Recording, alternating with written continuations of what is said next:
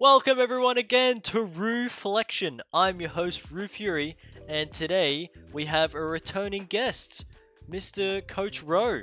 How you doing? Hey, what's up? It's back again, guys. Look, we had a bit of a rough week. That's true. It is true. Rowe, would you like to tell everyone what the score we had this week? Was a 0-2. It was a 0-2. A mammoth classic. Some might say a gravitas extravagant classic, something like that, right? We have the first game, right, against Direwolves. Now, you may be thinking to yourself, Direwolves looking pretty good. They had 10 wins at this point. They're like top 3 team, top 2 team. They're looking really good, and it's going to be a tough one for Mammoth. And you know what? You're completely right. But we had a little bit of luck on our side, right?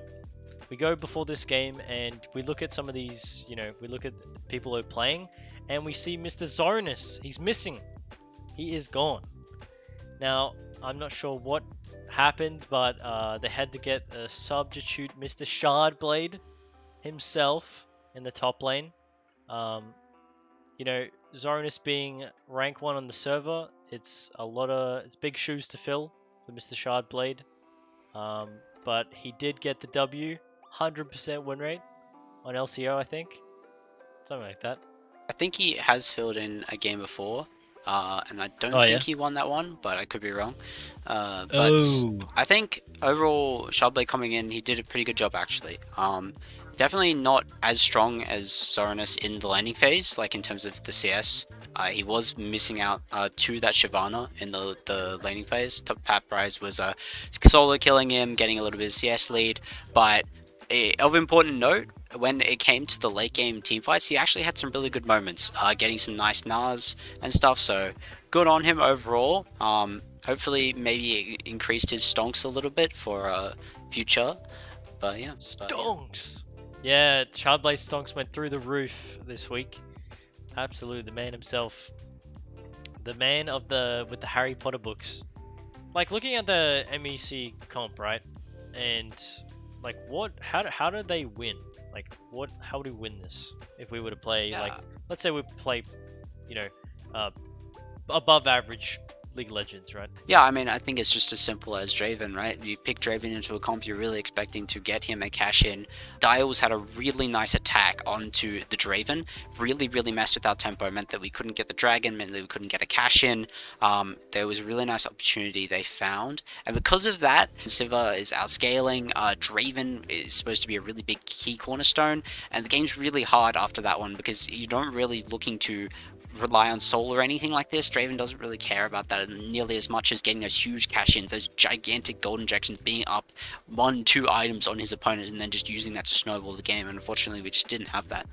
We can look at the next game we played on the Tuesday, and that was against Kanga. We have on the Kanga side, they have Ornn, Trundle, Kassadin, Zerion, Bard, and then we have Gwen, Wukong, Azir, Yasuo, and Senna.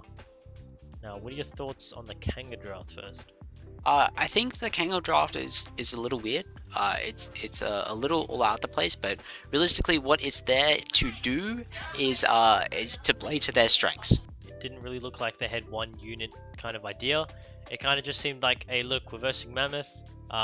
Let's get some counter picks in, let's get some comfort picks in, let's do what we always do, and let's get the W, right? Yeah. And in the end, they did get the W, so I guess they are doing something right.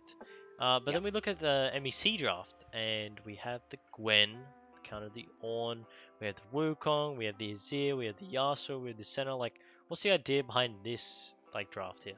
I think it's pretty similar, honestly. I would argue there's a bit more synergy, but Gwen for top lane, very comfortable. Yasuo for your voice, an old classic of his. Senna as well for Ali G. All of these are classics, and then Wukong, of course, we've just played a lot. I think the main thing that you would call out is the Azir, but we have a Gwen, we have Senna. We're thinking about picking Yasuo, and we have Wukong, right? Playing into Azir seems pretty difficult. We were pretty confident that we could pick it away and they wouldn't have the greatest counter to it. So Azir, not really the fellow bruiser, get in there type style, but he doesn't mind following up on his other teammates engaged in like the Wukong and the Yasuo, even providing a streamer shuffle if necessary from time to time for that Yasuo if there ends up being an angle. So yeah, I basically the idea is to kind of group together, kill people, just kill them one at a time. You have Wukong, you have Yasuo to get in there and start the fight, and then just do it all out brawl with Senna ultimate and Gwen coming in there as well. Yeah, I mean, it sounds pretty good. Got the Yasuo for the voice. It's always an interesting pick to go back to. Something quite interesting happened. We see Fido off his original 5.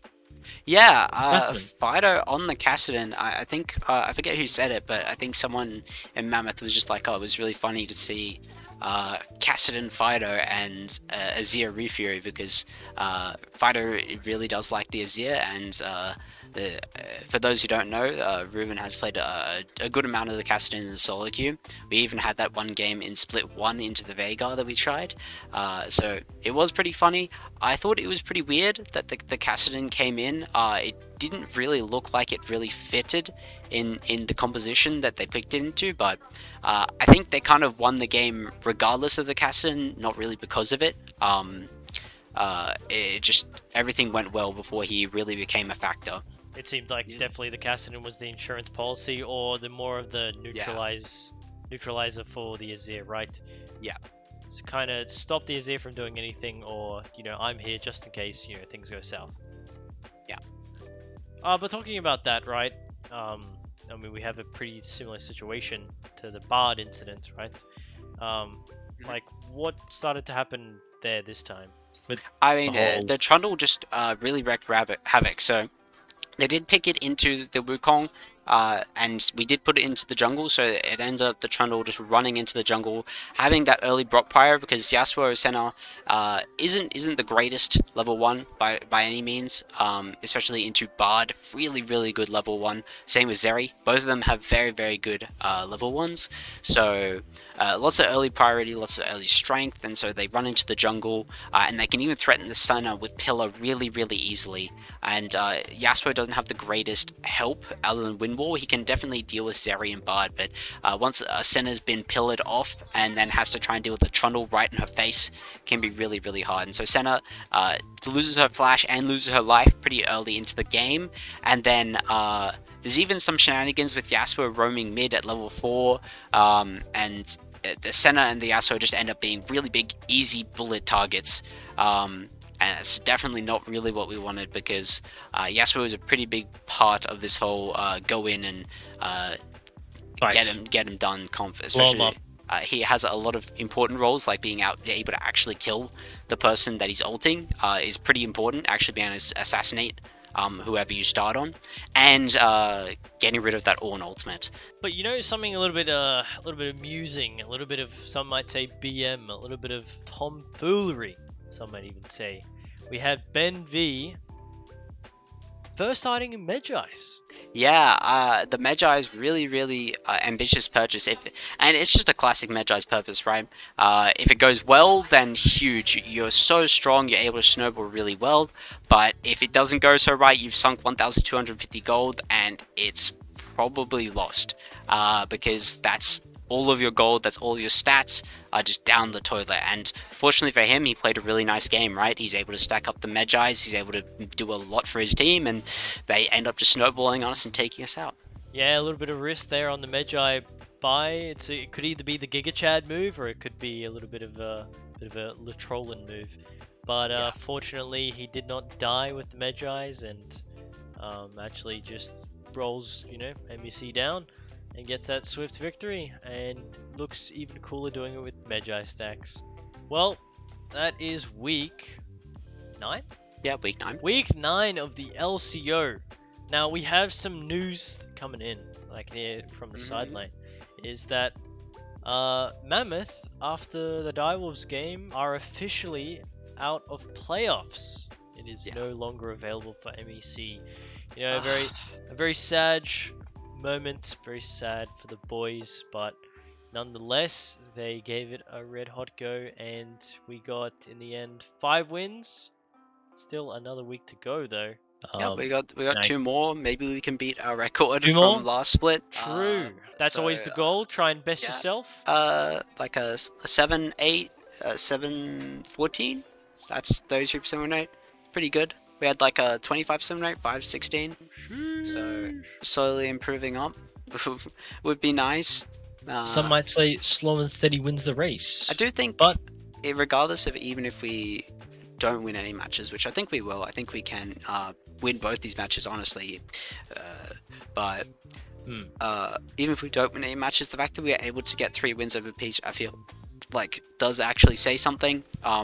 Yes. I don't know what people will take from what it's saying, whether it's that Peace chokers or like they're just mammoth, that Peace is kryptonite, and that's the long and the short of it. But to me, I think it says something about the skill of our players, that there is something there, and it wasn't just split one where we had the random win against PGG, one win against Kango, and then the rest of our wins were from Gravitas. It was against a proper org, and we did it consistently. So I feel like there's something to write home about, at the very least. We're on the Titanic, and you know, we take someone down with us. We take Peace down. I don't think they're officially out of playoffs. They are. They are. They are 6th, guaranteed. There we go. We have taken down Peace. You know, we didn't think we could make it, so hey, we grabbed Peace and we dragged them down with us. And it's kind of crazy, right? I don't think anyone would have said this Peace roster was going to come 6th. No, definitely people were thinking top 4, people top thought 3. It was going to be better. They said if Violet's in the lobby, it's top 5 at just for free. Top 3 probably, top 2 possible. But nonetheless, 6 it is, and unfortunate to them, have a bit of troubles, and it seems so do we. And that will conclude our week 9 of the LCO. Thank you to our special guest once again, Mr. Rowe. Thank you. No problem, anytime.